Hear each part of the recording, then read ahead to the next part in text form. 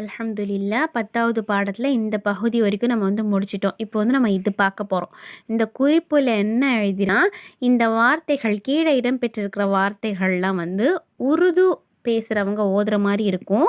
ஆனால் உருது எழுத்துக்களான காஃப், டே, டால், ஜீம், சீம், பே இந்த எழுத்துக்கள்லாம் உருது எழுத்துக்கள்.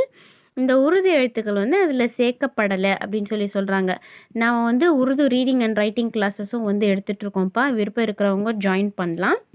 இந்த எழுத்துக்கள் சேர்க்கப்படலை. ஆனால் உருது பேசுகிற மாதிரியான வார்த்தைகள் அரபு எழுத்துக்களை கொண்டே எழுதப்பட்டிருக்கு.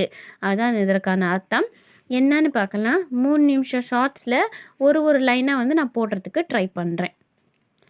மீம் ரா பேஷ் முர் غين ألف زبا غا مرغا مرغا ميم را پیش مر غين يا زي غي مرغي مرغي ஹாவோட மக்ரஜ் நம்ம என்ன சொன்னோம்? ஹா வெறும் காற்று மட்டும் வரணும் அப்படின்னு சொன்னோம்.